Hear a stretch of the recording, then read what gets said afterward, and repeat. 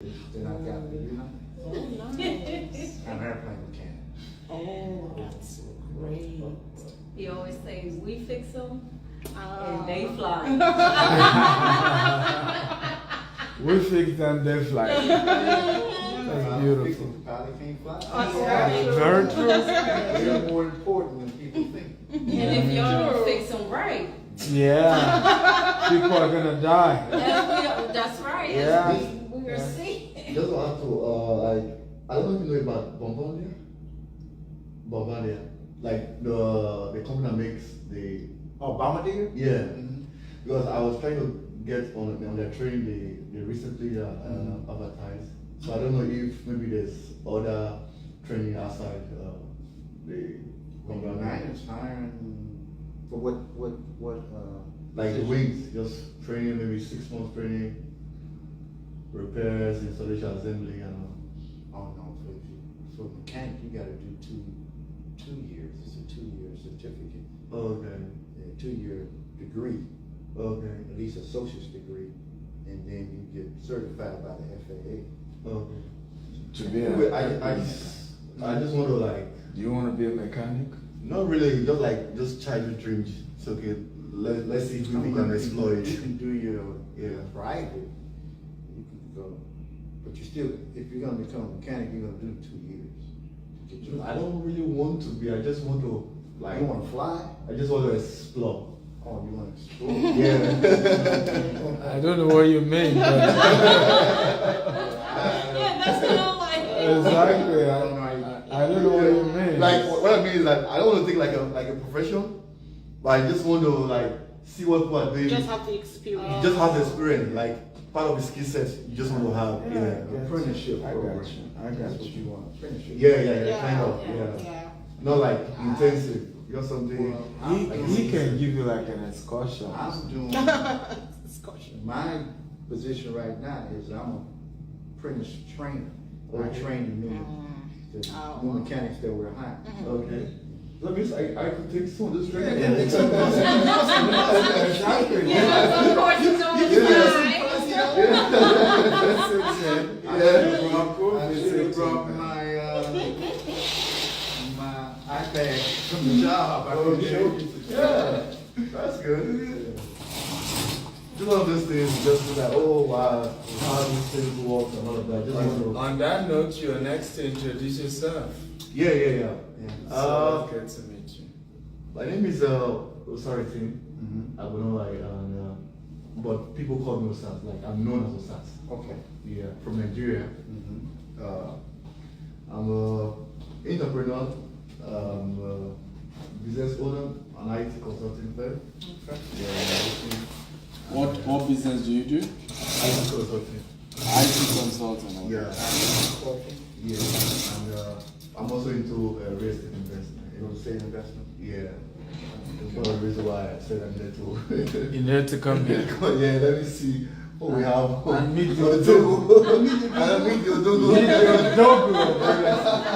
They don't know what Odogu means. And then when you say they're going to use that, I said, okay. And Kelly was close, I said, okay, Yeah. all right, let's see what we can do. Like, we're already into the investment. Like, let's Yes, see that's what we can get from it. So then when we see for the brother, yeah. Yes. Like, I'm super proud of what we're doing. Yeah, what's that? Like a big boss. Oh, Yeah. I love that. Yes, Okay. Odogu I wanna be means. there. You already died with the aircraft. Yeah. You, Yeah. you, Professor, you you're a are big boss. That is a very delicate. you are Odogu of plane repair. Yeah. They ain't got me here yet. Get there, baby.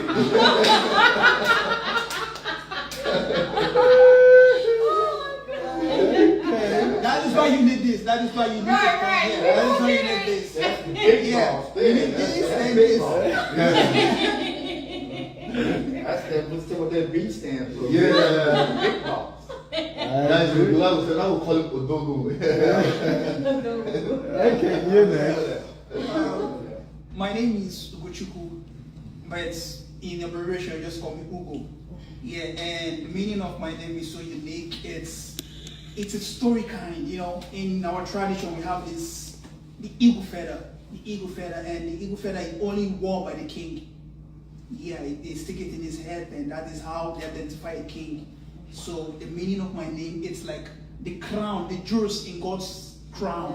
Yeah, so it's, yeah. So, you know, we Africans, we always have a name with significant meanings. Our names have good Yeah. meanings. We don't just give names, stone, bread, you know, stuff like that.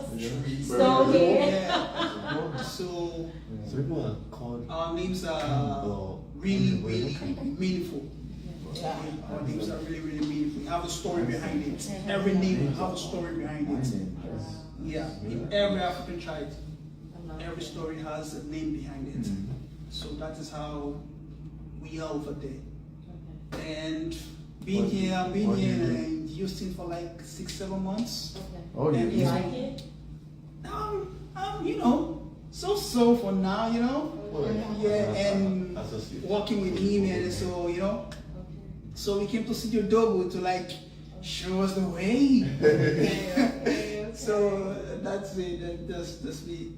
But what have you been doing before now? Yeah, Where I were was- you living before now? Yeah, I was in Lagos, Nigeria. Oh, okay. You just moved to the US. Yeah. Oh, beautiful. What were you doing in Lagos? I will walk. What kind of work? Yeah, out there on Unilever. Oh, okay. Yeah. Beautiful. Yeah. Beautiful. You're one of the professionals that jackpot. You know. Something like that. Yeah. Jackpot means Unilever is it's a popular term in Nigeria for people who leave Nigeria. Jackpot means you run. you just quickly. give up. You just You give up. leave in a hurry. Yeah. Get out. Yeah, So, you're done, I'm done. so for those who are leaving Nigeria and coming to Europe or America, or call them Japa, you have something called the Japa syndrome. I think they just went to look for a greener pasture. Yeah. Yeah, that's the word. Yeah. Yeah. And there's nothing Yeah. wrong, but the volume is quite high, Yeah. and we've lost a lot of professionals. Some companies you wake up and some of your best staff are gone. Oh, wow. Yeah, so it's a major issue in Nigeria. Have you introduced You yourself? said in Nigeria? Yes. Okay. In Nigeria. In Nigeria, I think in Africa. That's true. Yeah, Just the terms but Japa. Nigeria. Just for Nigeria. Yeah, the word The terms Japa is Japa. most- no, no, But the migration is more with Nigerians. Our population is huge. Yeah. So it's quite high. Mm. Have you introduced yourself? Big No. boss. Yeah. Okay, thank you. Fixing on my baby. Thank you. Yes, so you're next. So my name is Sharon K. Griffin. I was just in Nigeria and I got my Nigerian name. Yes. Tell us, what's your Nigerian name? Aduke. Yes. Yes, Okay. Aduke. Okay. And people Chief Dele Momodu gave her a name. people actually started calling me that, which I love because my DNA resonates back to Nigeria. Okay. So in the last 3 months, I've spent, last 3 months I've been there 3 times. Whoa. That's how much I love it. So Wow. my goal for us is to move there. Whoa. Wow. I love it. Like you Let us guys see the are way she's right.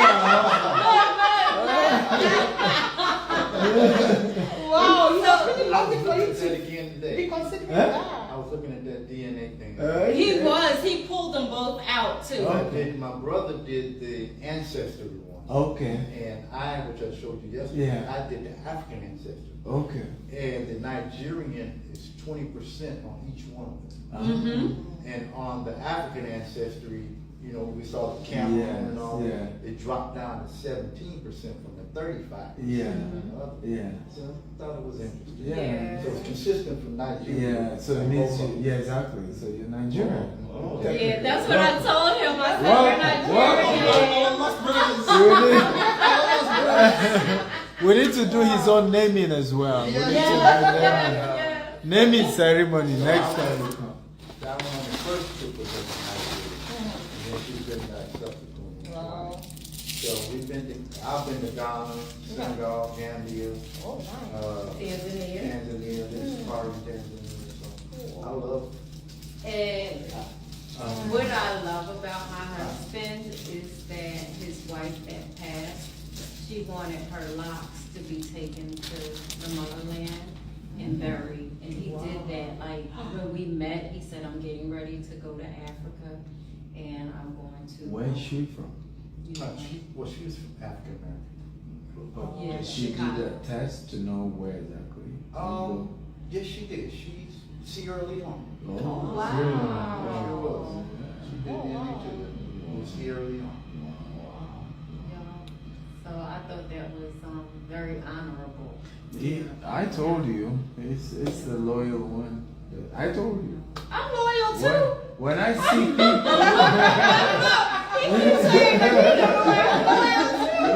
no, but in the context of men, women are generally loyal, right? But you know, being loyal isn't like something general to men. Yeah. I tell people men are polygamous in nature, women are materialistic in nature. So when you find a man sticking to a woman, it takes extra effort. It's not something that comes naturally.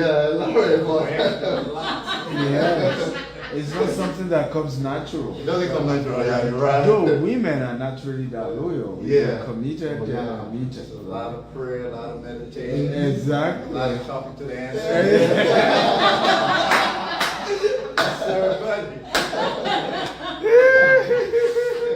Look, we're going to discuss that when we get home.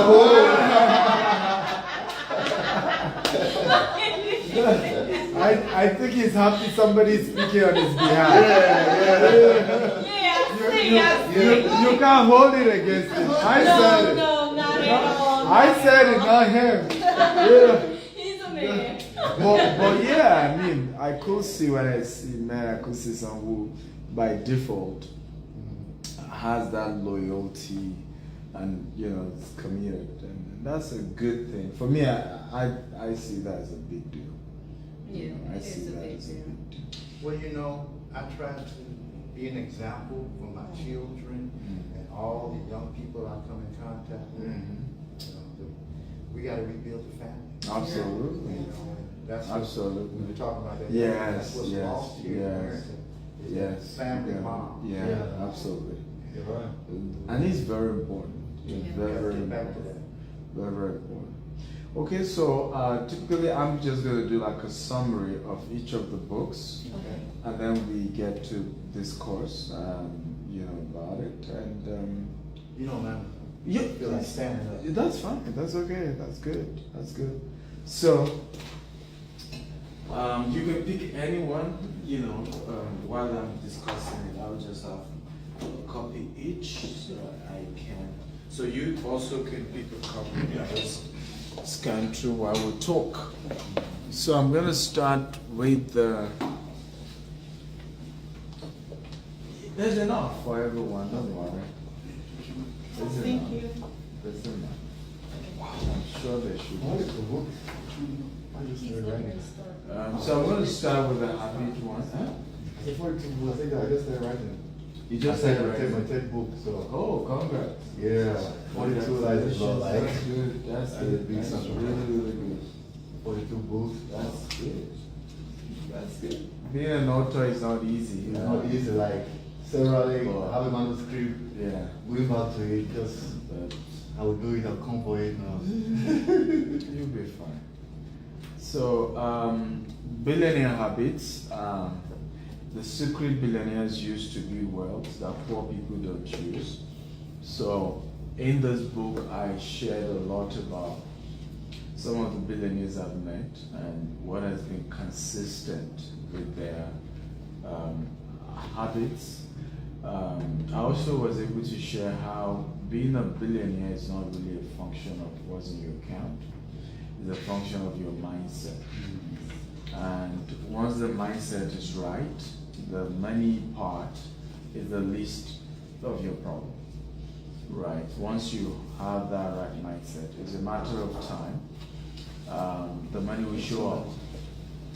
And I think that a lot of times the mistake we often make is we don't prioritize the habits, we don't prioritize what are the things that get me there. We're just after, do I have enough money? Am I rich enough? Am I, billionaire on one thing or the other? So the priority should be, the habits, the right mindset.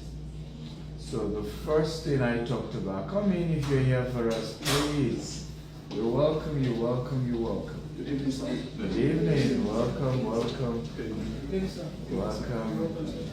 There are chairs there if you want to sit, feel free, or you can join me on the couch. Yeah, so welcome. Good evening, sir. Welcome, sir. My name is Daniel. You're welcome. It's nice meeting you. Sorry, I brought my son. You've done the right thing. Welcome, young man. You've done the right thing, man. That's the right thing. Right there. So, part one of the book talks about relationship, basically, relational habits, and you can check the book context is in page 11. Right, so please let me check my second bag. You should see some more books on there. So we talked about relational habits. The first one I talked about is mutually beneficial relationship. So what I notice about billionaires is they are always looking for now. So oftentimes people think that rich people don't want to teach about wealth. They don't want to open up about their secrets. That's not true. What they don't want is that they are the only one doing the giving. Right? They don't want that. And it's normal, it's human. How many of us just want to keep giving and giving and giving, and the other party is just taking and taking and taking? So oftentimes the attitude of majority is that, oh, he's rich, he should give me. So there is not this entitlement mentality. I personally, for example, get tens of requests every day. And sometimes people come to me with requests as though I owe them something. And I don't even know these people. Right? You are even trying to work with your family members to say, hey, even though we're blood, you gotta work for yourself. Now, when you now even have people that you don't know constantly come and say, give me something, I want something, you should give me something, it can be quite painful. And I think that for a lot of wealthy people, it's the emotional torture that is the reason why they say, why not bring something? And so oftentimes people are saying, but he's rich, what do I bring? No, there's a lot you can bring. There are two ways to get mentorship from a wealthy person. Either you serve the wealthy person, right? What do you mean by service? I give you an example. There's a rich man in Nigeria, way richer than I do, who is my mentor. Now, I can afford to pay him. He's not even asking me to pay him. So the question is, how do I pay him? I handle his digital assets. So a lot of times on social media, you see him writing stuff, but it's after I've gotten his approval, and I'm able to put it out on his behalf. Okay? Now, I would charge millions of naira for this, but because he's a mentor who's giving me free access, do you see the point now? I'm doing that for free in exchange for being able to have access to him. Am I making sense at all? Yeah, sure. So that way, the relationship is not parasitic, right? He's able to mentor me, give me counsel. At the same time, I'm able to help him in the area of my strength. So you can serve to be mentored. There's a pastor in Nigeria, is the biggest. His name is E.A. Adeboye, Pastor E.A. Adeboye. He founded Redeemed Christian Church of God. And he was sharing one day when he was preaching. And it's aligned with this, I think I talked about it in the book, how his son, he said, my son just died. And there's usually a Yoruba interpreter, and the interpreter kept quiet. So he had to repeat it again. He said, I said, my son just died. And that one was forced to say, well, our Father and the Lord said, his son just died. And he said, this son is so dear to me. He said, whenever I'm in London, he handles my laundry, he handles my feeding, and he just went on and said, the last time I was in his hospital bed, and he was like, Daddy, you're here, okay, let me call somebody who will do this. He said, no, I just want you to be well. you know. And I picked from that story that can you imagine somebody as big, as powerful as E. Adeboye? This man has millions and millions of followers. But will you believe that such a person, right, could need somebody who just focus on, oh, your laundry, your food? You know, typically in your mind, you just say, oh, he has a lot of followers. You know, I think, there will be too many people that will do that for him. But this young man had taken that responsibility years ago and just continued to just serve in that capacity. So when it comes to you serving to be mentored, it doesn't have to be money. Sometimes it could be some simple things, you know, something very simple that you won't even believe exists or is a need in the life of such a mentor. The other version is for you to pay to be mentored. I just returned from Grant Cardon's event. Diamond ticket, $20,000. I paid for next year again, right? So a lot of time people, in fact, I went viral because, you know, he invited me upstage. His event had 4,500 physical people, over 150,000 that registered virtually. So I've gotten so many people say, we saw you on stage, we saw you, you know, Grant, pull you on stage. Yeah. Right? But for my relationship with Grant, it's a relationship where I have to pay to get that level of access, to get that level of, you know, mentorship from him. I have to pay, right? And not small money, good money. But people will wonder, and I remember somebody asking me, say, why, you know, a particular black guy at the event, he said, why do you pay for diamond ticket? Why are you doing this? And I said to him, I said also because of the network. Many people don't know, and I heard TG say this to somebody privately. There is a problem with you being rich and you're black. Typically, most places you go, you are the richest person in the room, and everybody wants to draw from you. So what you then need to do, and it's part of what I share in the book, because a lot of us don't even know that there's a need to intentionally invest in going for meetings where you're meeting people as rich as you are and people who are richer than you are.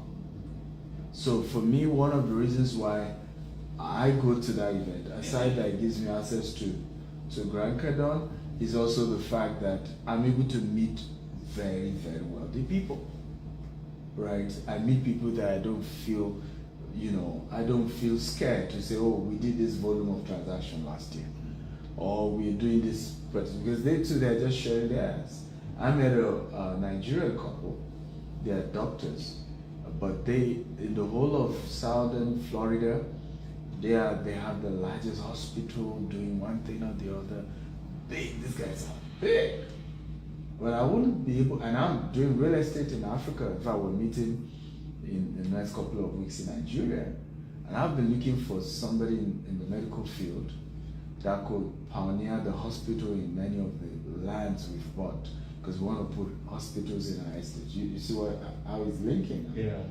So suddenly am I at a conference where I'm meeting people who just don't want to build hospital. They already have a major one in America.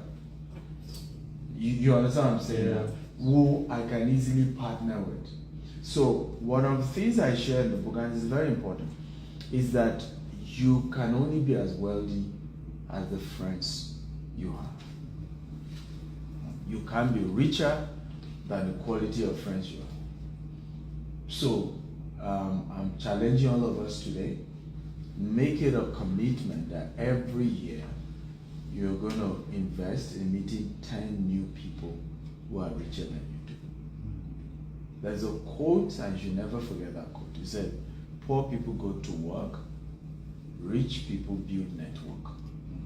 And basically what that quote is saying is that poor people are busy trying to, $40 an hour, $30 an hour, $50 an hour.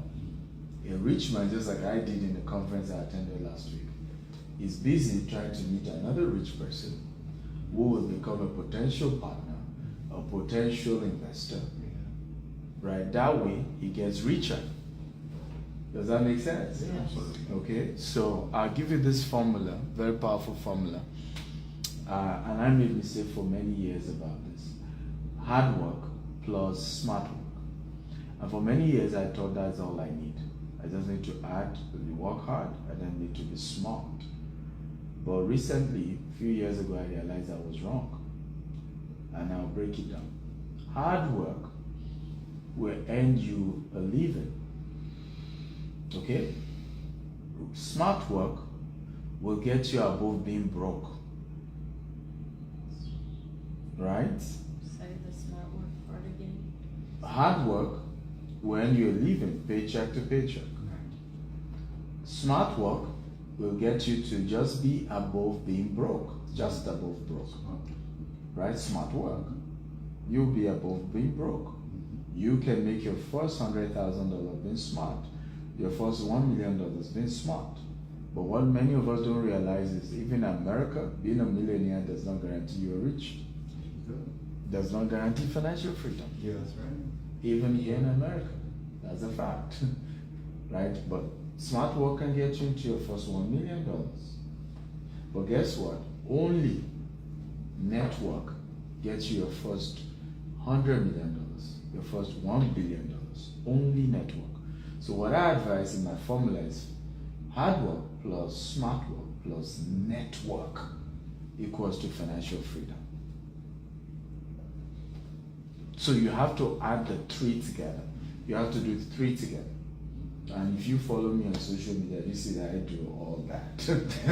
You know, I work hard. Yeah. You know, I'm very smart about how I do things. And you network a lot. And I network a lot.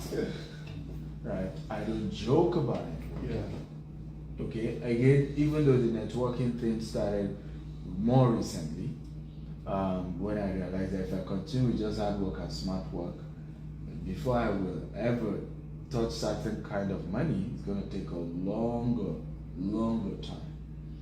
And at that point, I realized, you know what? I need to get in the game of investing in meeting wealthy people. Right? Invest in that game. And please let me warn you, wealthy people are the most difficult people to build good relationship with. They will test you. They will test you. They've been through a lot. They suspect everyone. Everyone's a suspect. Right? Everyone's a suspect. They will piss you off. They will test your resolution. I mean, they will check. Why are you here? They will offer you money. They will offer you stuff just to check you out. Right? You know, but at some point, if you earn their trust, oh boy, you will meet the most humble people in your life. Me. I used to believe rich people are arrogant, they are inaccessible, but a few years has humbled me. Humbled me. Humbled me. I mean, you met Chidele Momodu in my office. The other day I had, Dr. Cosmos Maduka, multi-billionaire dollars. Literally came to my office, was there for over 2 hours. Years ago, I write books about these people. I talk about them like you're talking about Hercules and and today they come sit in my office, they're asking questions, and I'm like, why? Even poor people don't do that. So a lot of rich people are extremely humble. The problem is, they're not just going to do that to everyone. I hope this is helpful. Yeah. Right? They're not just going to do it to everyone. So they have to be sure, you are not going to abuse it. You're also at that level mentally. You're at that level, by every means, right? Is this helpful? Okay. So I'm going to stop there on that. Go buy the book, read it, and you get the rest. Okay? The second book I'm going to talk about is called Billionaire Codes. Like I said, it's just the part 2 of the billionaire habits, just the part 2 of it. So in the part 2 of the billionaire codes, I talked about honor code. Again, this was another thing I learned very recently. And when I mean recently, I mean 5, 7, 10 years ago. That's my definition of recently, so it doesn't mean yesterday. Okay. But I wish I knew those things more than 5, 7 years ago. I realized, and everybody should note this, you can never be richer than your ability to show honor to people. You can never. In fact, let me say this. What attracts money, real money, is honor and pleasure. The two things that attract real money. And when I say real money, I mean real money. Is honor and pleasure. And I'll give you a basic, simple example, right? When you go to a 1-star or 2-star hotel, right? Aside that the room isn't exceptional, versus a 5-star hotel, what is different? Can anybody give me the answer? Aside, of course, the quality of the room, what else is different? The amenities, how people treat you. That's the point. The reception. Am I making sense at all? Yes. You hardly get to a 2-star hotel and there is concierge and there's somebody picking your luggage. You know what I'm talking about. Yeah. Who knows what I'm talking about? Yeah, no. Right? You better drag your luggage on your own. Right? You better do everything yourself. Even water, they will just put dispenser there. When you tell them, I need water, say, just point you go there. Your money doesn't qualify to get bottles and say, oh, thank you, sir. Here's your bottle. Do you see the point? So, but when you then come to a 5-star hotel, what are you experiencing? Is that your bag? Leave it, sir. I'll bring it to your room. Right there from outside, the honor level changes. The reception, welcome to Westin Hotel. Thank you for, booking this. Sir, they will even take their time to explain the amenities to you. At this side, we have our swimming pool, we have our this. Who knows what I'm talking about? So, the difference between a 2-star hotel and a 5-star hotel is the honor. So many of us don't even know that the reason we're not charging premium, even in our businesses, is that we've not introduced honor to it. Is this making sense to us? The reason why you're not attracting high-level people, you've not introduced honor to it. I'll give you an example. January, I did a conference here in Houston. And one of my speakers was around. I don't live here, so I don't have a Rolls Royce here.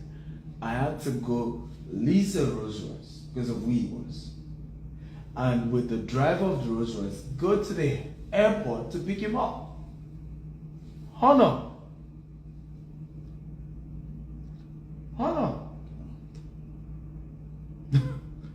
I had to make sure he lodged, he loves, what's his name? What's the name of this hotel now? Is it Six Sense or what's that name? No. St. Regis. St. Regis is among the top most class when it comes to Marriott hotels, right? So everything had to be world class for this particular man. Am I making sense at all? Because that's who he is. And what did I get in return? Oh boy, I met some powerful people who are Nigerians who are extremely rich here in Houston through this man.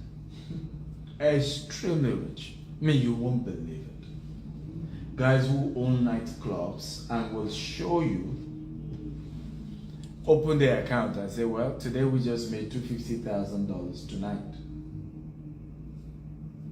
One night. $250,000 in income. Okay? Are we learning here? Okay? But such people, and that's what I'm learning, right? What we don't know is that at the poor level, we don't know this. We actually lack honor. It's now that I'm beginning to realize it. And the excuse we give is that, oh, it's too expensive to do that. Oh, it's too expensive to do that. Oh, for me to should do, no, that's too expensive. I can't pay for it. I can't afford this. Now, I'm not asking you to go all about honoring and spending a lot of money and getting Rolls Royce for everybody. No, that's not what I'm saying. It's that you need to begin to analyze and understand who people are and what level they are, and based on their level, you show them the required honor to allow them to be willing to keep you in their lives. Because now they know, you know how to treat them. You know how to value them. You're not going to take that relationship for granted. Does this make sense at all? Yes. So please, I want to beg you, learn how to do this. Even with your spouse, right? Even with your spouse. Even with your family members. Even with your loved ones. Learn how to do that. My wife, will tell you I'm the king of that. Right? I'm the king of showing honor to and it's not just about, even my children. That the other time they were coming to London to join me, and my wife knows how busy I am. I had to surprise them, got roses, wait at the airport for their arrival, and she knows what I mean. She was so happy. Because she knows that I'm busy. I'm busy. That's not something I do all the time. Okay? But what am I trying to show there? I honor you, my wife. I honor you, my children. Right? So it's important to start it going forward. Start it and start at your level. Honor is not about everything too expensive. Just a gesture to show you respect, you love, you care, you cherish. Something Sharon did, which was really, really, really honorable. I got to my office. She's here. And then she has this bunch of hamper. Thank you for that, by the way. That's honor, right? And I felt, I really felt honored by that, right? I really felt honored by that. And she got this hamper. I remember taking it to my house and I took the picture, sent to my wife, said, "Who sent this to you?" I said, "She's this woman." She said, "Wow, that's kind of her," right? So you can see it's not about the money. It's just showing that, hey, you're important. I cherish you. I respect you. I'm grateful. So I hardly go to meet any of my mentors empty-handed. I've never done it. Whether it's Obasanjo, whether it's Dr. Cosmos Maduka, whether it's, I don't do it. Right? I don't do it. Not because they need it. There's nothing I do that they need. But it's just to say, hey, it's a way of saying that you allowed me to come see you today. Yeah. I'm not taking it for granted. Yeah, I appreciate it. I appreciate that you did that. I appreciate the open doors. I appreciate the access. Right? A lot of people have given them access to my life. They mess it up. I just close it. It's my life. It's my life. I don't have two. I have one. And you just abused it. Gone. Bye. Okay. Is this good? Yeah, super. You talked about honor and pleasure. What about the pleasure other than? The pleasure is just creating an unusual experience for people. Oh. An experience they can't shake off. Oh, okay. Right? Memories. So I'll give you an example. The diamond ticket at 10X were entitled to it's called the Diamond Party. Mm-hmm. And first day they brought Buster Rhymes. The second day they brought White Clef John. Yeah. And oh boy, the White Clef John was exceptional. In fact, himself and Grant jumped into the swimming pool, Yeah. and they had a blast. Really, it was just a blast, and the fun was just unique. That's pleasure. Okay. That's pleasure. Now I can shake off that. I'm wondering who will come next year. I don't always throw parties. I can wake up one day and say, "Why can't John come do party for me now?" Yeah. So people will pay more for pleasure. Okay. Whatever creates pleasure for them, Okay. they will pay more for it. Okay. Right? If you notice, with so many people, haven't you noticed how much people pay for Super Bowl ticket? How much they pay for flights and hotel? And the same people will tell you, "Oh, I can afford that. Oh, I'm broke." But yet, they're going to spend over $2,000 to go for a Super Bowl. They're going to spend $5,000 to go to Las Vegas. Yet, these people are still complaining, "I'm broke." Right? But they will pay more. They will even take a loan for anything that will give them pleasure. So you have to find a way to build something that creates a lot of pleasure. The more the pleasure, the more people are willing to pay you, the more people are willing to respond to what you're doing. We have a group of people who sell real estate for us. We call it G-Techs and Associates. So last week, the team decided to do a train ride. By the way, train is luxury in Nigeria. Right, up until just a few years ago, we practically didn't have any train run in Nigeria. So now we have some good trains, beautiful, but not everybody take it every day. So we decided to do a train trip, to two of our estates in Ibadan, from Lagos to Ibadan. We're expecting 100, property agents. We got, I think, over 200 or so. It was, in fact, we never planned for that crowd. It was huge. But guess what? Why did more than 100 people show up? The pleasure of taking a train. Right? The memories that's going to, be formed. Yeah. So more people were excited about that. So your business, your relationship with people, you have to be thinking of, how do I create an experience that creates pleasure? How do I create an experience for people that makes them have fun? I mean, we talked about children who are from, your son is here, who are from Africa. One of the things we notice, and the doctors are beginning to recommend it, is that the kids who are born in Africa, after a few years here, their excitement begins to go down. And recently, it was discovered that the sunlight in Africa, and maybe you noticed that, gives the African vitamin D. Okay, that helps, creates, boost excitement. And so when they come here, they don't get enough of that sunlight. And gradually they begin to get depressed. You can relate to it.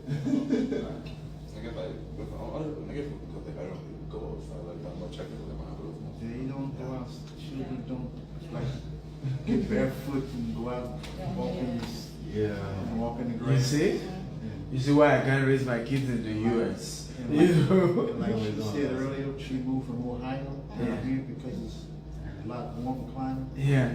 I came from Chicago, a lot of snow. Mm-hmm.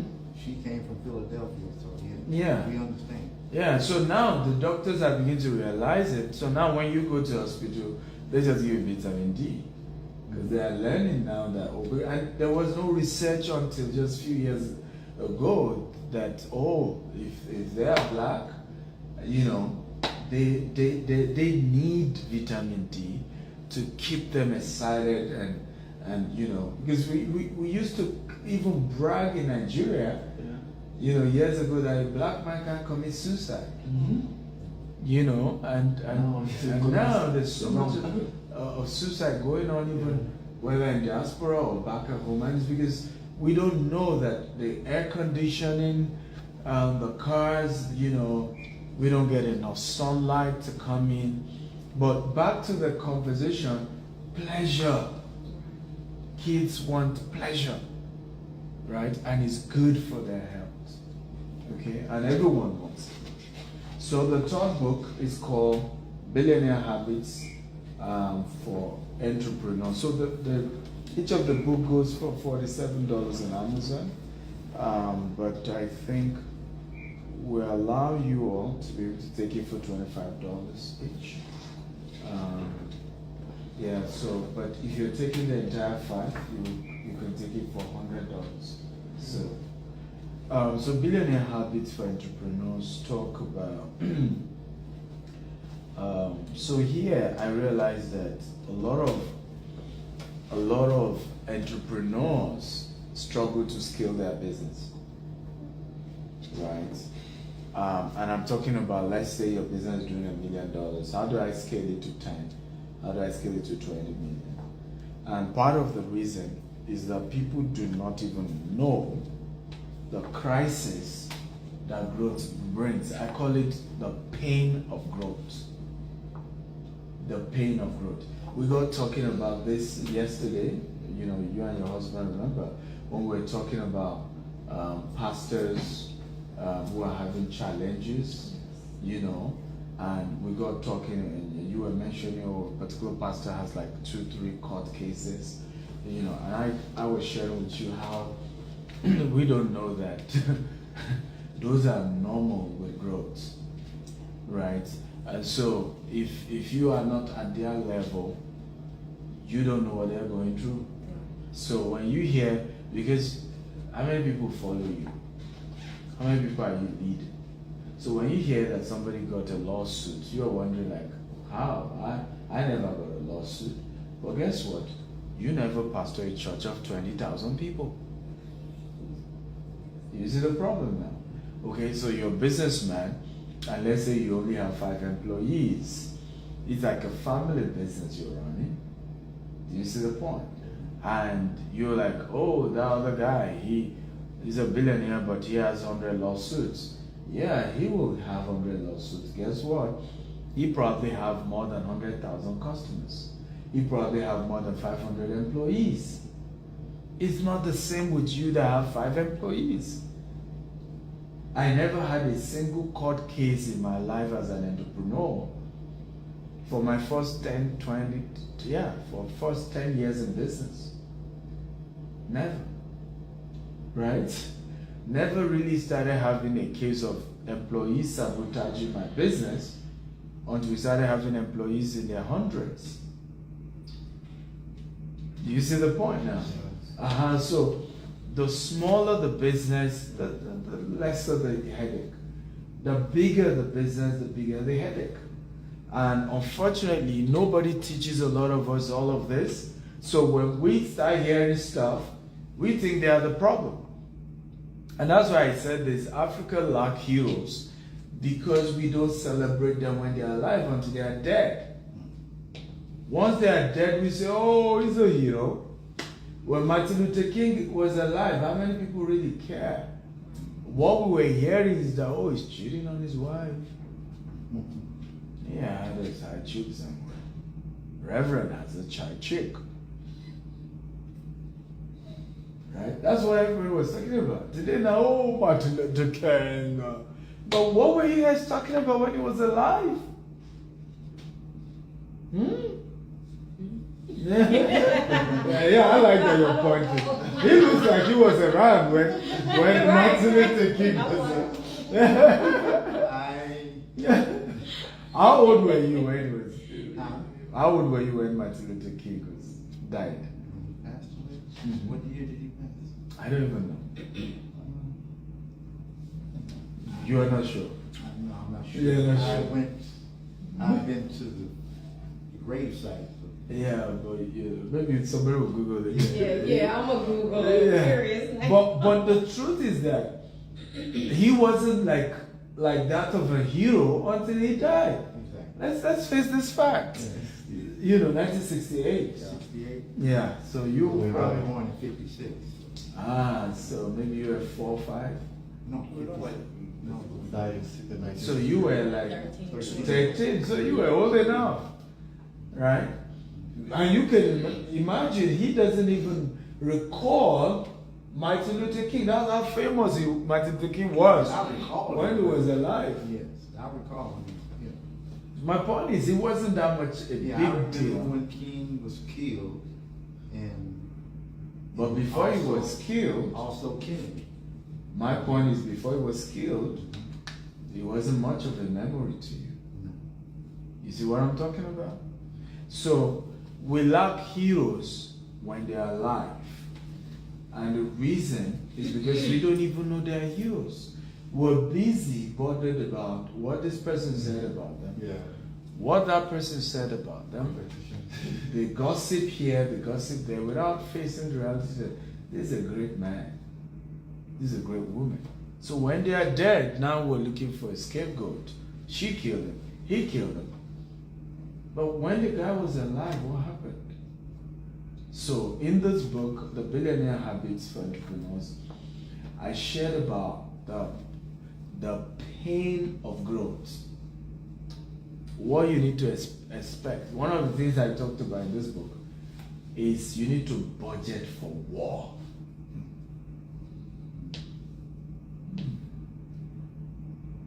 Yes. You need to budget for war. You don't wait for war to come, and then at that point you now say, how do I do stuff? What do I do? I've not even opened my office in Houston. I already have 4 lawyers already. And I'm adding 6 more. Yes. Can I ask a question? Yes, you can ask. You can ask. Why so many? Do they all operate different functions? Yeah, so in America, I mean, the American legal system is so specific. So now I have a lawyer that handles real estate transaction, have a lawyer that handle a fund, with SEC, the Security Exchange. Now I'm getting a lawyer for trust, setting up a trust. I definitely have to get a criminal lawyer. I need another lawyer for EB5 and a couple of stuff. I need I have 2 lawyers for immigration already. I have. Okay, I could go on and on and on. I get it. Right. So, but you need to prepare for war. Business is not fun. A lot of us don't know that it's another thing to make money, it's another thing to keep it. Yeah. To keep money, you have to have people who are ready to fight those who want to take the money from you. And trust me, the richer you get, a lot of people want to take it from you. And they also, those who are trying to take money from you, have enough resources to make sure they take money from you, and you don't even stand a chance of being able to even hold them accountable. Right. So it's a serious business, but a lot of people don't even get it. So that's kind of like what Donald Trump is? Yes. Yes. Yeah. Yes. Yes, that's what Donald Trump All is. of his money. Yeah, it's another thing because you have an employee today looking up to you and say you're a good man, you're a nice person. Tomorrow the same employee say I'm suing his ass just because somebody said, oh, you could sue him and you're gonna make $1 million. You've been broke all your life. I can assure you I can get you $1 million out of that guy. Yeah. Some lawyers like that. And suddenly the person you call family is coming after you. Really, really after you. Yeah, really. And the painful thing about America is that what do they call them now? is it liability lawyers or what do they call them? Lawyers that go after claims. There's a name for them. Lawyers who just go after claim, there's a name. But the painful thing about those lawyers, they don't even charge you a penny. They only charge you a percentage of what they recover. You see the problem now? So I can just want to sue just for fun. Right? I have nothing to lose. After all, the law firm is willing to start the trouble. Whether I win or not, I have nothing to lose. So it can be really, really funny. Tyler Perry was sharing with us how one of his movies, and because Grant Cardone asked him, he said, so if I have a story and and I want like I need you to do a movie on my story, and Grant has a lot of that. And so how do I get you? He said, you don't get to me. you can't even get to me. And he was explaining that now you have to get to somebody that gets to somebody that gets to somebody that gets somebody that then brings it to me. They're like 5 gatekeepers, right, with Tyler Perry. And he had to say, he said, look, I had to learn from experience. Because one of his movies, a lady took him to court and claimed that she was the owner of the script, and Tyler Perry decided to do, and those were days where, people just say, I have an idea, and then let me just share with you, I have a script, then you share, and then they later say, oh, I shared this script with him, that movie was the script I shared. So he said every week he had to fly down to the States where that issue was lodged in the inn, and he was going to court every day. And he won that case because he needed, he had to show people that, look, I'm a good man, but if you come after me, I'm going to deal with you.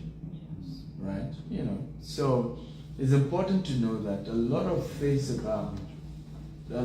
about business that a lot of us who are admiring, who want to go bigger, you need to read this because it prepares you for what's to come when you come to entrepreneurship. That's your pinpoint. Okay, no problem.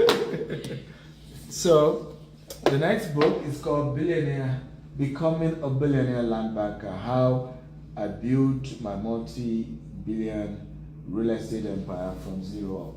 Now, this is a book for a lot of you who want to do real estate. I've mastered the art of land banking to a point where I know the right land to buy. I know how I can add value to any land, whether in America or Asia or in Africa, it doesn't matter where. I know the right land. And here we talked a lot about what are the signs that a land will appreciate in value? What are the things to look out for? I'm investing now in America intentionally now because there's high interest rate. Everybody thinks this is a bad time to do real estate. But when they zag, you have to go the opposite direction. Why? You buy real estate right now, the sellers are desperate and they will, do anything for you. You try to buy real estate when the interest rate is low, you're going to pay higher, extremely high. So a particular property, for example, that, second property we're trying to work on. During COVID, this property was going for about $1.something million. It's a 19-acre property in Richmond. But guess what? Because of COVID, the seller eventually sold it for $750,000. Right? $750,000 from 1.3 million. Okay? So, and that's how rich people get richer. Yeah. Don't buy it when everybody's buying. It's wrong. Buy it when they're scared. When everybody's saying there's blood in the water. there's recession coming. That's when you say, oh yeah, let's jump in. You know, and everybody says it's crazy. He's a fool. But we soon know who's the fool. At the end of the day, we'll soon know, don't worry. Another beautiful thing I was sharing, what is one of the reasons why we're aggressively expanding now, is that developers have stopped construction since last year because of the high interest rate. Right?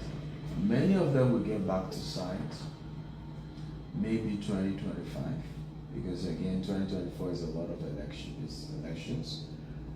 Even a good period of 2025 is a new government. They probably will be looking for how to settle things down. So officially 2026, everybody's back into construction. By that time, I can assure you, interest rate will be probably very, very low. You probably will begin to get that 6%, 7%, or even lower.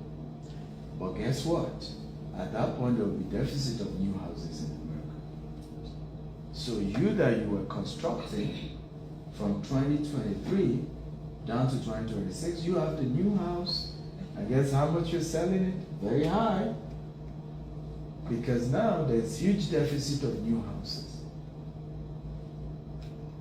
Make sense? Yeah. Are we sure? Yes. Right? So a lot of my secret, and I share a lot of my mentors as well, how they're doing land banking, what the factors, what are the secrets to, how do you know the right land to buy, why to buy it, when to buy it, and how do you keep the land, how do you add value to the land, so that, you know, how do you leverage on water? So for me now, if a land has water, it's an opportunity for me to get premium on that land. So the Katy property has a pond, I'm converting to a lake. You know, let me see if I can play the video so you can see how I'm taking advantage of just a bare land. And by the time I'm done adding value to the land, I expect to have 100% capital appreciation. That's my goal from just this particular piece of real estate. Let me see if I can go back.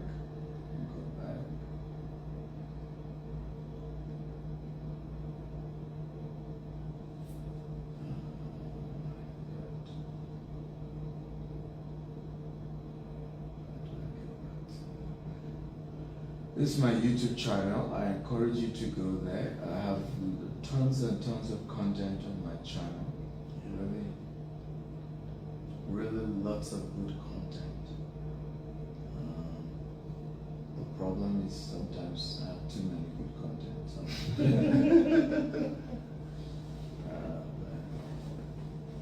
So it becomes difficult to search.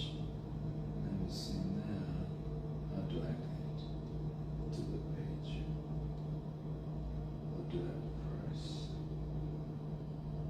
How do I get to the first video? The first video, I think you need to click on your page.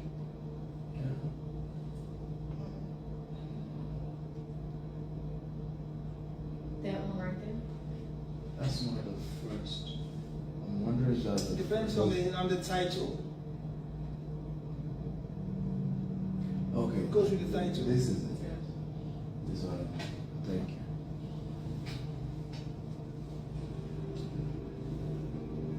So this is what was. You can see the land, their land. Okay. This is how it looks right now. This is the news. Yes, it's Katy. Right? And Katy is a very good. Yeah. Katy is the highest school district. Yeah. Yeah. So we're going to be putting more. Rent is higher there. We're putting more. We're putting a clinic. It's a 5 to 10 year project. You can see the lake. You see how I'm converting that lake to it's a pond rather, converting to a lake. We're putting an aquarium on it as well. Then we'll have a driving range. You can just shoot, golf balls. You see. Now what I'm leveraging on is that beside the land is a high school. It's opening next year. Now you're having thousands of kids come there. The parents now want to move to the neighborhood. they want to move to the neighborhood of where the land is.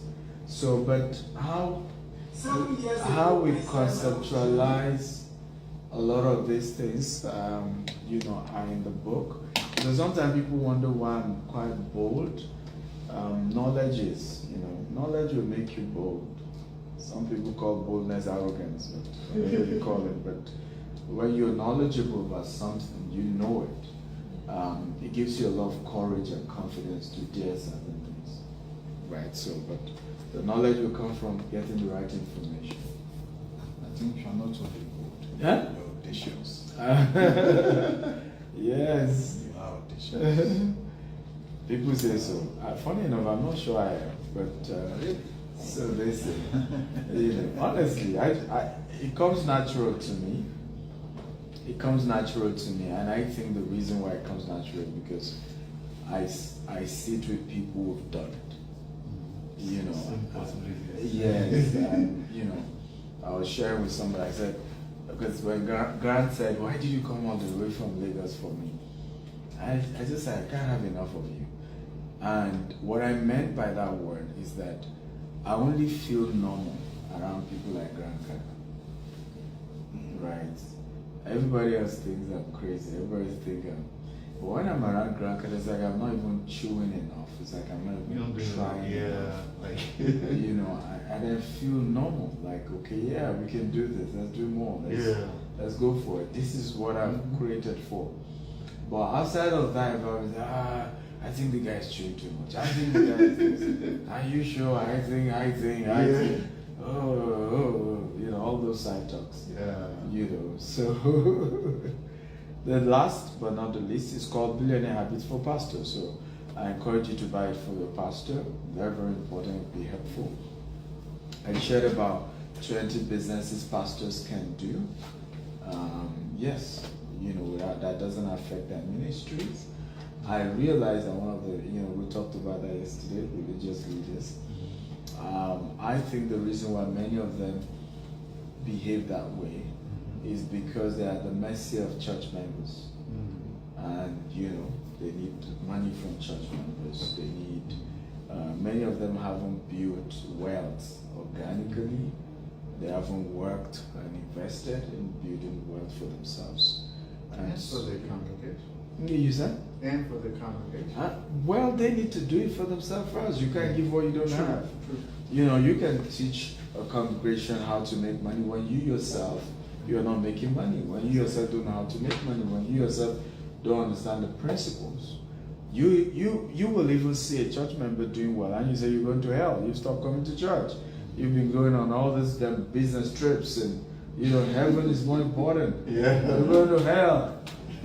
So a lot of our religious leaders are that way. And in reality, they're just frustrated because now you're not in church.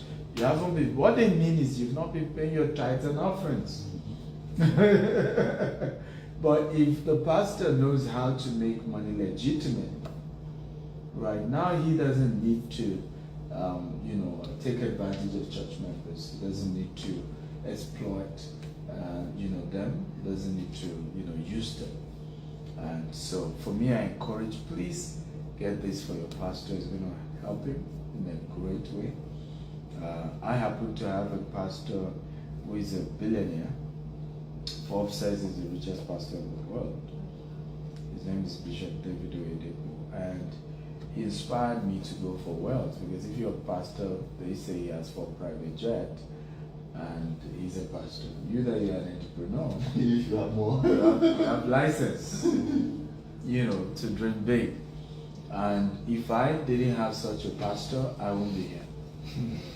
I can assure you. I would have thought, making money is a sin. And I came from a very conservative Christian value before I joined the church. If I didn't want to join the church because they told me it's all about money doesn't teach you about heaven, so I said I'm not going to that church.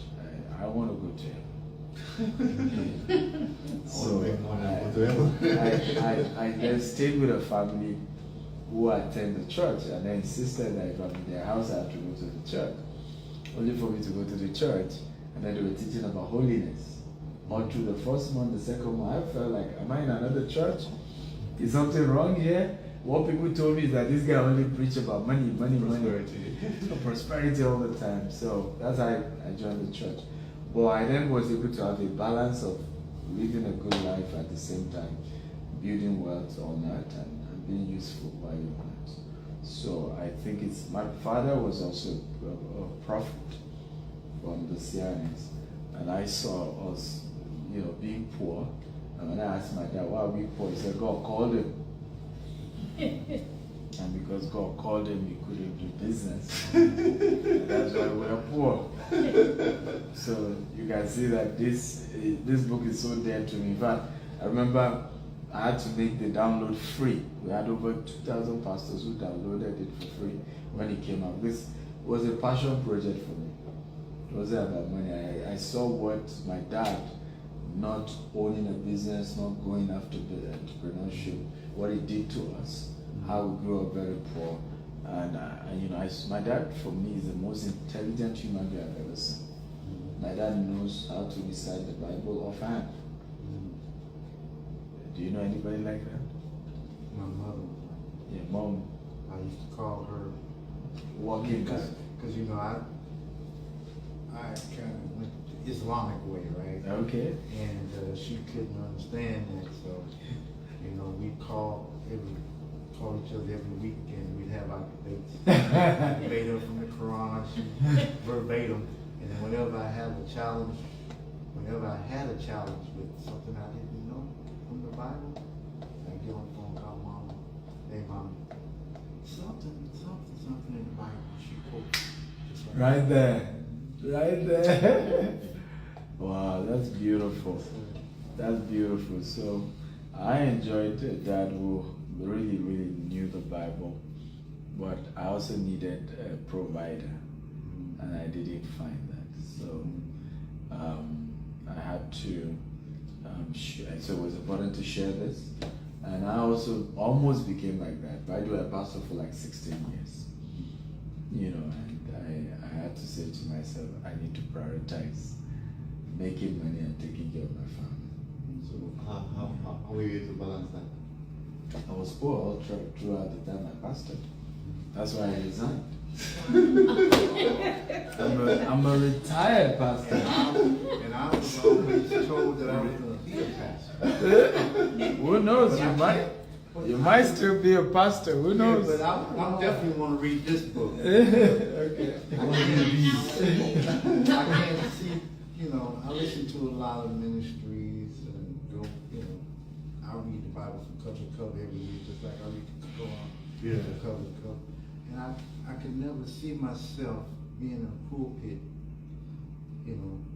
rehearsing other people's sins, and not dealing with my own. Yeah, first. that's true. And then, like you said, how can I? Because I would be prosperity, but I have to be prosperous before I Absolutely. Absolutely, I agree with you absolutely. So I have a question. Please, now it's question time. Come on. So, Did I try or not? You did great. That was Okay. great. Thank you. So we have, Instagram audience. So let's say hello to them. Hey. Okay, so you guys can ask questions as well. Please, it's question time. So go ahead with your question. So my question is, we are such givers, and we tend to give more than we receive. How do we balance that? And then my beautiful husband, he's like, no, you should never charge for that, or that's too much, or so we need help in that area. Okay. Well, my advice is if you pay $20,000 for a 3-day seminar, I promise you'll be delivered from that problem. Okay. You know what I'm talking about. So what I notice is that I'm like that. I lose my mindset. I lose my my weakness for charging anytime I also go pay somebody else. Because what it does to me is like, I have paid this person. Yes, I got value, but it wasn't as if what I'm delivering as well isn't as valuable as what I paid this person. So why are others not paying me? Right? So I become more confident to charge people when I also pay other people. Do you understand what I'm talking about? Yeah. So what you want to do is, and that's what I do actually, get a coach, pay for that coach. It could be, you said, my monetization coach. I need to be my coach just to make sure you hold me accountable to charge for what I do. And I can do that. But what that does for you is when you then know that every month I gotta pay this person, now there's no way I'm not also gonna charge those that I'm giving to. And when they keep giving me excuses, I can say, hey, but look, this guy, I paid him X much. So for me, when people come to me with those attitude of, well, God bless you, and I say, look, do you know Grant Cardone? I paid Grant Cardone over $200,000 a man. One man.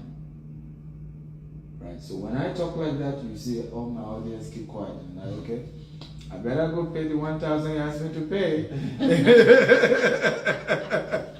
Because, he's paid a lot. So oftentimes that's the way to overcome that. Once you have somebody that is in your life, you're paying the person is also holding you accountable to monetize your giftings. And you also, you kind of have that moral right, like I've paid us as well for what I'm getting. I need to charge. It's just fair to do that. Even if, I'm charging so that I have enough money to keep paying my own bills as well with my mentor. But it holds you, accountable. Thank you. You're welcome. Yes, any more questions? If you have question on Instagram, please just type your question and I'll try and answer it. Yes. Well, mine is not much of a question initially. Okay. Just to first appreciate you. I've been a silent observer of you for quite You're many a while now. 5 years now. A lot of So I would say you're not a mentor, but you are, what's it called? You described it yesterday. When you're not having one-on-one relationship with somebody. Yes. A role model. A role model. Yes. You're a role model. Yes. At first, What's the word? a role model. Role model. Role You know, model. You're modeling someone. Yeah. You're modeling yourself to someone. You first caught my fancy when you described parable of Chinese bamboo. Say, wow. And that was when I started following you. And I think I've followed you quite a bit up till yesterday. I found out you'll be here. All right. So I've learned quite a lot from you. Thank you. And I think we also had a part somewhere that just became known to me now through Bishop Oyedepo. Oh, okay. I used to attend dance 95 up to Wow. 2001 or thereabouts. Okay. And I think it was 2003. Yeah. That was the last time I went to Winners Chapel. Bishop said, God will give you an idea that you pray. That you pray that God should give you an idea that will, make you relevant to your generation. And that changed a lot about me. Wow. Okay, I'm not wealthy, but I have billionaire's mentality. I'm not sure I have so much in my bank account, but I have a mindset, that, it may not come now, but it's going to come. When God promises you that seek you first, the kingdom of God, and righteousness. Yes. Another thing that I do today. God has not promised anybody that every other thing that gets to you when you're alive. Immediately. Your seed is you.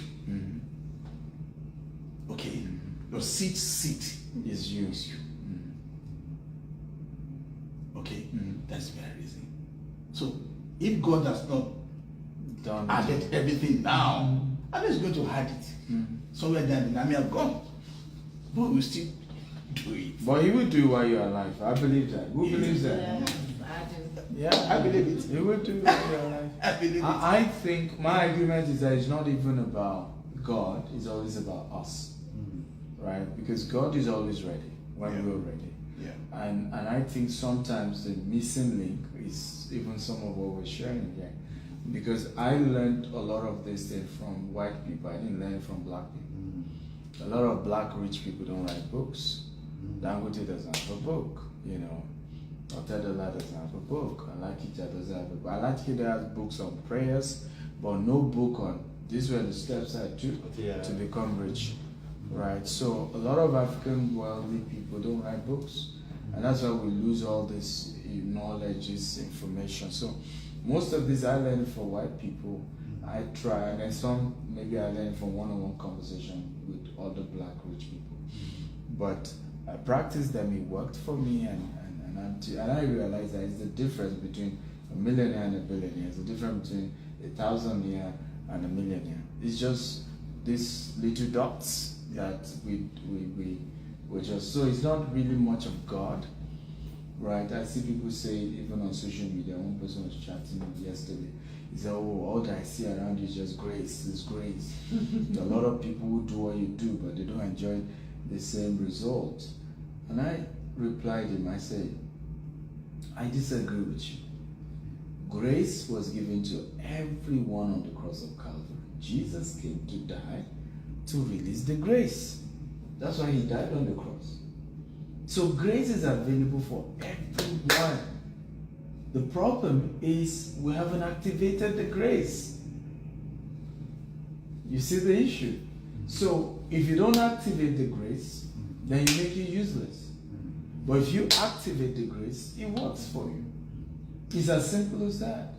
There is a group of real estate investors that Grant Cardone has. It's called the Real Estate Club. To join is $26,000 per year. Right? It's up to you whether you want to join or not. But I can assure you, join such group, you're meeting guys who have $100,000 loose funds, $200,000 loose funds, $500,000 loose funds, $1 million loose funds. That if you show them a good deal, they are going to invest.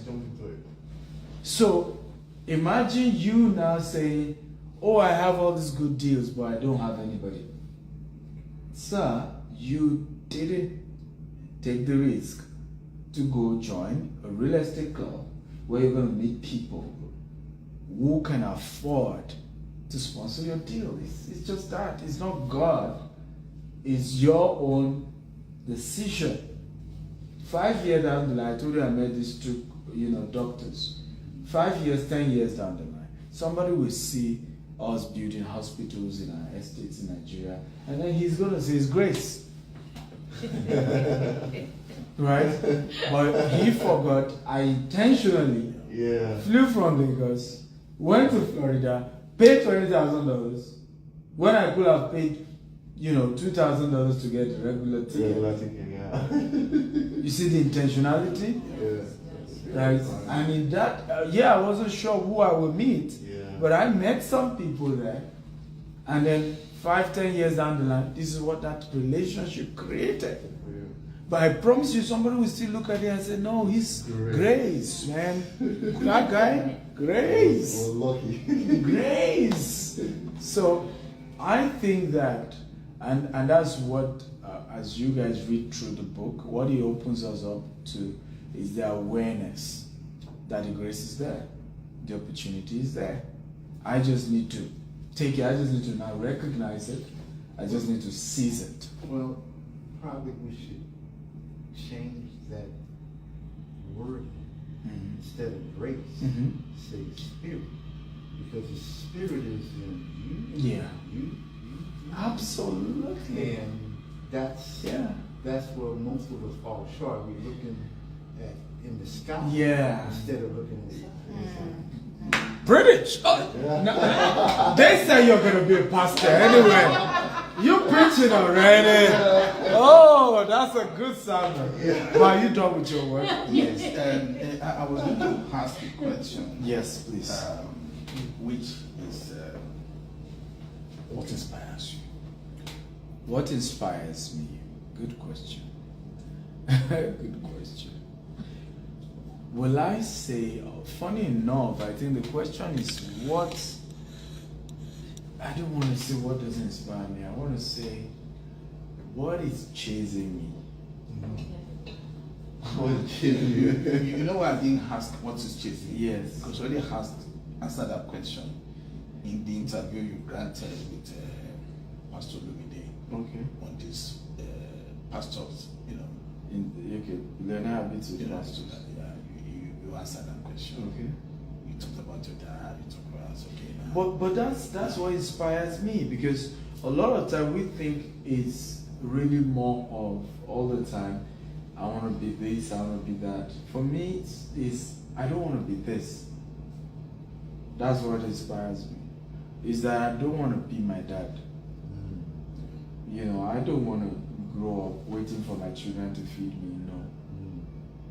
I don't want to be this intelligent and not taking a risk. Because my dad, like I said, is one of the smartest human beings I've ever met. But he just wouldn't take risk. He took in his early days and he had issues. Some of his issues were even spiritual. He couldn't sleep. He was seeing demons. So he went through a lot. And so those were the reasons why he now became, in those days we didn't have all these winners. It was the equivalent of Pentecostal movement in Nigeria was CNS. They were the ones who operated the gift of the Spirit. They could see prophecies. So he got his deliverance. In fact, he picked up his reading ethics through that because he couldn't sleep in the night. So he had to start reading in the night time. Right. But what I saw that did was turn him to an encyclopedia of knowledge that is never used. Right? Has so much wisdom, knows so much, but attempts so little. So I made up my mind, I don't care how many times I fail. It's about how many times can I get up. So I'm going to keep trying. And that's why people say I'm fearless, I'm courageous. It's just that, look, I don't care if I fail. My definition of failure is that the more I fail, the closer I am to success. Right? On your way to success, there is failure boulevard. That's, for me, how I see it. So when I fail and you're mocking me, I'm like, I'm closer. I'm closer. I'm closer to success, because failure is not the opposite of success. Failure is on the pathway to success. You will fail. Everybody who made it has failed. Kept failing. That's why we call it fail forward. Fail forward. Pick the lessons from it, move on. So when people wonder why I'm this inspired, is that I saw that my dad failed. But he allowed himself to just say, hey, well, I'm okay. And I said, no, I'm not going to do that. If I keep failing, I keep getting back up. One road is blocked, I open another one. Before you even try to block one road, let me open 10 and let's see how many you can block. Right? So for me, I understand challenges entrepreneurs, for example, go through in Africa, growing business in Africa. And before I ever get to a point where a particular government doesn't like my face and they're coming after my business, well, you can try in Nigeria, okay? But even in Nigeria, you can try in one state. You can't try in 10 states. Do you see now? Even if you not try in Nigeria, but I'm also in Dubai. You don't like me in Dubai, but I'm in US.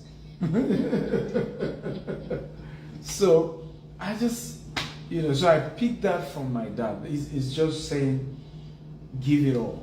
Try multiple. Don't put all your eggs in one basket. And I want to encourage all of us, let's not look at it from just the prize that we're getting. What we will lose if we don't do it? sometimes that gives us better inspiration than even some prize that we're hoping to get. It's just, I don't want to, I don't want to. Yeah. Okay. Last question. Mm-hmm. Maybe that's the main reason I'm here to ask you this question. I don't want to ask when is how early she wants to start dreaming of becoming a billionaire. Yeah. But when is it too late to start dreaming of becoming a A billionaire? billionaire? Well, my answer would be the story of Colonel Sanders, who started KFC. So he was, this worker. Everybody kept telling him he has a unique chicken, he knows how to fry chicken, just normal fried chicken. They love the chicken. And he kept working, and at some point, got $100. Then said, well, let me try it, and just try it commercially. I started doing it with family members. Today, you know how big KFC is. The answer to that is that there is no time too late to dream big. Abraham, people have forgotten, was still squatting with his father and mother at 75, leaving his father's house. What a shame. Maybe that's why he didn't even want to have children early. Who knows? He just was okay with it. Because if you start having children too early, where is he going to put them? Because he was living in his father's house. Right? At 75, God had to say, come on, Abraham. Come on. Come on. At what? How long? How long? Get out of this father's house. Get out. And today, everybody, Abraham, Father Abraham, the Muslims, Abraham. Most people don't know. The three major religions are laying claim to the same Abraham. Religions. Jews, Abraham. Christians, Abraham. Islam, Abraham. The same guy who wouldn't get his shit together until 75. But that was young. Huh? He was young, though. No, 75 Because was. you got to realize now. Let's go back to Remember. back then. They lived a Remember. lot longer. No. That's the mistake. Mhm. David lived how long? David. I have to look. Eighty. Please Google it. How long? If not even 75. Yeah, but Yeah. from a biblical perspective, they used to live a lot longer than, You don't get it. 200 or 300 years. My point is David was of that time too. Right, right. Right? Mhm. But David still died at 80. My point is, it wasn't like a guarantee. Yes. Right. Oh, okay. I You got know, Yeah. there were people who lived long that time, Right. and there were also people who died early at that Right. time as well. True. Jesus. Jesus, for example. How old was David when he died? Yeah. 70. 70. So you see? Okay. So Abraham was older than David Yes. when he left his father's house. And they're all of the same age period. So what we're trying to establish was that Abraham didn't start early. True. David started early. True. I mean, if you check the scripture, David started at the age of 17, 18. Yes. Right? Abraham decided not to start early. Started at 75. He reigned for 40 years. Yeah. And David reigned for 40 years. Yeah, David reigned for 40 years. Yeah. And died at 70. So, even, so you see what we're talking about. You can never, and I think that's the mistake. And I see this a lot with Africans. The only people I see talk this way are Africans. Grant Cardone is 65 years. Right? You need to see him grant interviews. One of the guys he interviewed is 80. The man is hoping to, he now $4 billion. He's telling us how his next deal will bring about, that's the guy at 80. The next deal will bring him $10 billion. And Grant Cardone beside those people is like a boy learning from a master, and that's what he says. Then you will meet an African who is in his 50s and he's saying, guys, it's like I'm coming to my end. Yeah, don't want to come. For I the think fight. I fought the fight, man. We're old, man. And I'm like, come on. Come on. And it's the thing with we Africans. Right? Look at how Donald Trump is talking as if he has another 100 years to go. That we gotta fight, man. You know, sleepy Joe Biden, young Donald. A lot of people don't even know that the age difference between Donald Trump and Biden is like 4 years old. This guy's like, but he talks like he's some young guy. Like, come on, let's do. Same thing with the Joe Biden. He falls like, say, now my brain is sharp. Who says that I'm an old man? I have a brain. The brain went to Iraq. So, but you see a black man, he's like, well, you know, we're old now. We need to stop that nonsense. Yeah. We need to. And whatever we need to do to stop it, because sometimes it's the family members, sometimes the people around us, you know, they call us Papa too early, you know, Papa. And then you just start feeling like Papa. Yeah. Not wearing the clothes. Yeah. You know, so, and age is, it's just a number when you're mine. And that's what I see with Trump. Trump has a young mind. The guy is on TikTok. He, you know, he's ready to do TikTok. It resonates from him like this. You know, he's ready to talk like he's young, like, and so it's a mindset. And you could see it in his body as well. Yeah. Right, but my argument is I sit with all these rich white guys, man, they don't talk being old. You know, they don't. And guess another thing I notice? When I talk with rich people, they don't talk like they're about to die. I met a guy, he's been doing $20 billion annual transaction. He's Nigerian since 2011. He's 65. I'll be hosting my conference this month.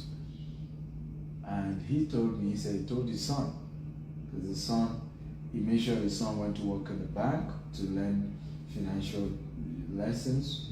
Now he's sending the son to the field to go and learn how to trade commodities. And then the son will now resume in his own office. And he told the son, he said, look at this chair.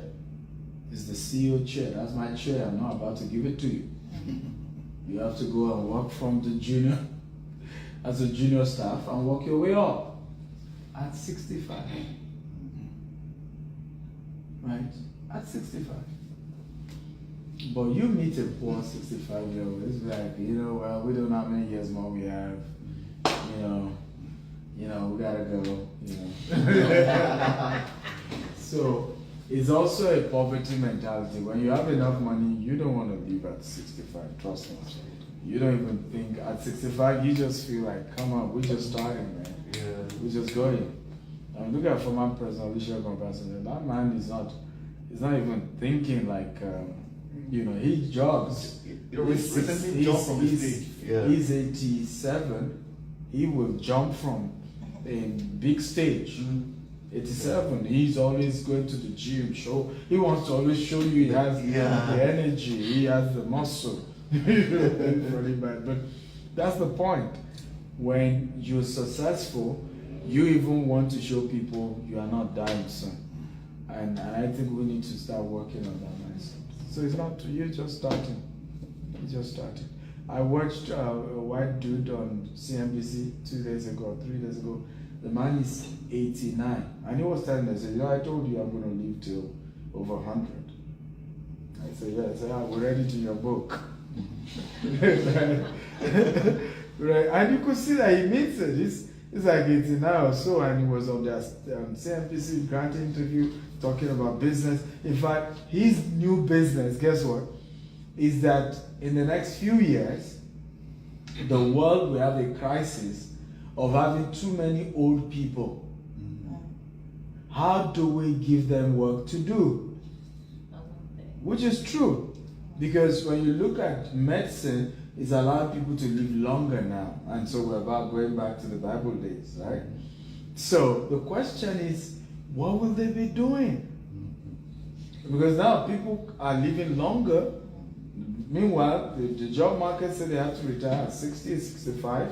So what would they do in their 70s? What would they do in their 80s if they are not business owners? So he's starting a whole movement around how do we create jobs. You know, and it's true because the baby boomers will be the largest older generation in the history of the world. Yes, particularly in countries like America. Remember, the younger ones are now having kids like that generation. So if you're not careful, you probably even have a higher population of older people and a smaller population of younger people. Wow. So what happened to those people? And medical expertise is allowing them to live longer. So how do we get them to do something? Any question? It's not a question, it's just an addition to something you said on your, I think the second book about honoring. Yeah.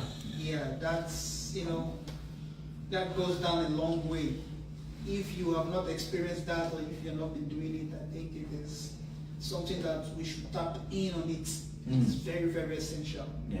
It is very, very essential. And that goes a long way. Yeah. Yeah, you might not know, and coming here and giving somebody this bottle of water doesn't mean he cannot afford the water. Yeah, it's just showing that he will appreciate the time. Yeah. The time together, So that goes a very, very long way. And when you said it, it happens unconsciously in your mind. So now, for me, it's now like an important thing to do. A thing close to the heart that, for you to make this part, you have to go through this. So that's just something I took in and like. And thank you for that. You're welcome. Thank you so much. You're welcome. So if you're getting the I have a book, question. yes, if you're getting the book, she is in charge of the book. Okay. I'll be signing it for you and we'll take pictures. So I'll take your question. I think there's one here also, so let me take yours. Okay, so you said that you were very poor when you were a pastor.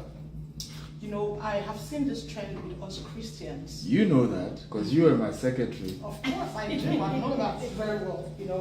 I've seen this She trend. was with my us. secretary when I passed. In I've seen Nigeria. this trend with us Christians. Yeah. We so much want to depend on, these prophecies about us being, that we would, God, of course, it's God's, what's it called? God wants us to be wealthy and, and all that. And so we sometimes want to depend solely on those prophecies without doing anything. I remember when you started, like you just said, and all that, I know you have mentioned how that you picked yourself, but at what point did you make that decision? Because, at that time, people would look at you like, oh, he's a pastor, we admired you, we saw, things about you. At what point did you decide, this is enough, this is not what I really want for myself? Somehow, of course, you were close to, big pastors and all that. So if you want to talk about interacting with people, getting all those prophecies that you would ordinarily want to say you have the faith that this would happen. At what point did you feel this was enough? Like, I'm done doing this, I want to start doing this, instead of just depending on God says, and God says I'm not doing anything about working anything towards that. Good question. So I think, first of all, for me, when I was pastoring, it wasn't I wasn't paid. It was a voluntary pastoring all through the period I pastored, and I was doing business. But at some point, I realized that the business will grow, and the commitments I had towards pastoring was affecting my ability to pursue that. And I remember, in fact, at some point, I started having guilty conscience about, am I living God's work, just to, chase this business.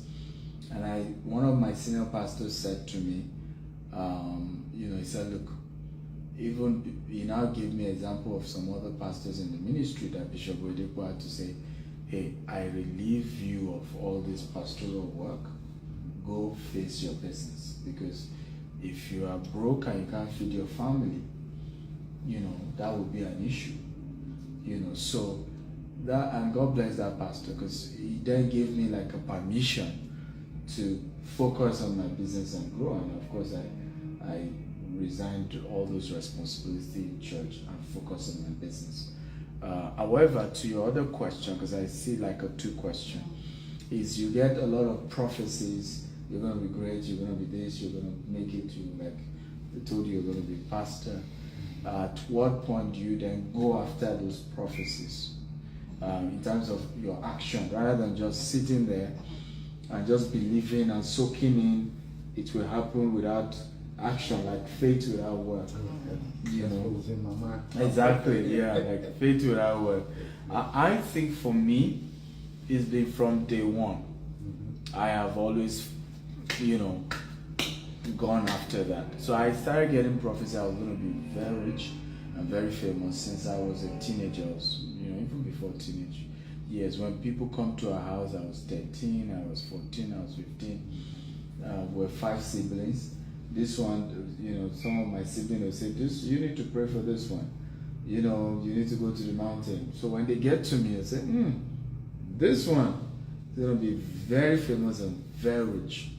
Pray that nothing stop his destiny.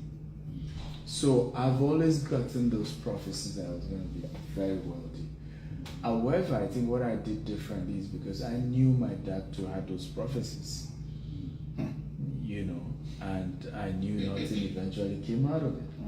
So I wasn't going to just sit down on prophecies and, watch it come to pass. So from university days, I was doing multiple businesses. My wife would tell you the story. And the more I failed, the more I tried. The more I failed, the more I tried. So even though I was pastoring since campus days, I was still doing business. We'll go for church conventions and conferences, and then I'm the only guy. I'm a pastor, and it's like a pastor conference, and everybody's coming like they're pastors. I will come for the conference, but I have a popcorn stand on the side, and during break time, I'm there turning the popcorn, and some of my colleagues will even feel embarrassed to even come close. They'll be like, this guy, man, he's embarrassing the calling, the holy and the anointing you are using to do popcorn. He's doing popcorn with the anointing. So I've always been like that. The only problem it created, I'll take the only problem it created was that it then made me look bad, because when I started facing the challenges that come with business, because remember, today you do business, something goes bad, the clients are coming after you, there's one issue. So combining the two, being a pastor, being a business guy, it created an issue for me. So for me, at some point I felt, what I'm going to do, this pastor thing is creating opportunity for blackmail. So I need to let that lie. Let me just go, know me as a business guy. I'm not going to touch this pastor thing. Let me do business. And it worked. Because at that point, people were not blackmailing me anymore about, but he's a pastor, but he's a this, he's a that, and I think that helped me in a great way. I hope I answered the question. I have a question. I think one is... I was just, not a question, it was just a statement. Yeah. Like you said, faith without works. Yes, It's the same thing as seek ye first the kingdom of heaven. Yeah. And all things will be added unto you. That's what I have. Comes to me all the time. Well, it's your, if you hear that, that is your mandate. That's like your, that's like the scripture for God calling you to ministry. Because it's more like God saying to you, hey, seek me first, and I promise you, you will have all these things you want. Because you want it the other way around. You want to be rich before you become a pastor. And it doesn't work that way. What God is saying to you with that scripture is be a pastor first, and I promise you, you're going to be rich. I ain't signed up for that again. Well, I think the same thing for you. If he becomes a pastor, it just means God is telling you something. I used to pastor. You know, God is telling you something. God is telling you can run away. You can run away. Yes. Yeah, you gave some prediction about the real estate in KB and all of that. So how can one get involved? Like how one can one So for now, what we're doing is we're doing a debt syndication where you invest and you get returns. You know, Okay. as low as 50,000, 100,000. Okay. You know, we've closed. We used to have 10,000, 30,000. We've closed that. Okay. But I mean, for selective people, if they still want that option, we'll give them. Okay. The good news is that you can convert that because what we were avoiding is we're still working on getting permits for the designs we've shown you. Okay. So if we tell you this is how your 5 bedrooms is going to look like, let's assume there's a change in the design and it means we need you to pay more money. If we go ahead and start selling now, you know, people can sue us to say, hey, you know, you told us this and you're doing this. So we decided to say, let's pause the selling. We definitely need more money, even the approval, all of what we keep needing money for all those stuff. So let's get people to invest, and when we then get the approval, you can then use what you've invested as a deposit for the house. Okay, like the investment, is it that you're using to get a house, or you just investing? You're investing to get yearly returns. Yearly return, not like you're trying to manage a home. No. Oh. But you can then, when we now start selling the house, you can now say, okay, what I invested, can you convert it Okay. as my money for the house? And you can then maybe add more to it. Okay. Yeah, so that option is available. Because we have a lot of people who say, I only want house, I don't want investment. So we say, no, don't worry. Put in the investment first. At whatever level, whether it's up to a year or even it's half a year, we then are ready to sell the house. We look at what you invested, the returns that is due, add it as deposit, and you can add more to it, and you buy the house. So the investment, is this like the return investment, is it monthly or It's yearly. Yearly. Oh, okay. What At percentage? this phase, we can't do monthly. You can only do monthly for apartments, and even for apartment, you need to have been running apartment for a while before you can build a system that gives people monthly returns. Okay. Else, you're gonna run into trouble. A lot of people try this monthly return thing. Yeah, it's not really And Grant Cardone does it, but you can't compare yourself with Grant Cardone. He didn't start monthly when he started. Okay. You know, but today Grant Cardone control over $4 billion properties. You know, so at that level, you have enough resources. You know, there's no guarantee that he's necessarily even waiting for money to come from the tenants before he gives you a response. Yeah. Of course, sometimes maybe he just calculates this was expected to come, and he just gives you your money just so that everybody can be happy. So, and for me, you years down the line, we'll start that, but not now. Okay. It's a good move, sincerely. Very, very good move. Yeah, thank you. Okay, last question. What are the mistakes to avoid when buying land from family, especially Lagos, Nigeria? Would you like to be your mentee? Well, if you want to be my mentee, I advise you to call my office. We have various mentorship programs. I have group mentorship. I have the Stephen Akintayo University mentorship. I have one-on-one mentorship. So call that number and they will tell you how to be mentored. But to buying land from families, I don't advise you do that. Except you want to become a property developer. And if you want to become a property developer, you need to come for my trainings for developer. I have a program where I train people who want to become property developer in Africa. You need to come for that. But if you're just an individual, you're just buying land for yourself, for your family, don't buy from families. Because if you do, they are going to screw you. And a lot of people have experienced that. And you will certainly hate yourself for it. So it's always better to buy directly from a developer that is credible, that has integrity. We have property all over. Even for those who want to become developers, what I tell them is you can start with mini estate. That's how I started. I bought from another developer. Our first estate, I bought, the developer had 250 acres. I got 50 acres from his 250. You know, that way I was protected from all these family issues that normally come up, and it helped. You know, so I hope I answered your question, but you can call the office and our team are more than ready to help you. Thank you. God bless you, and thank you all for coming. You know.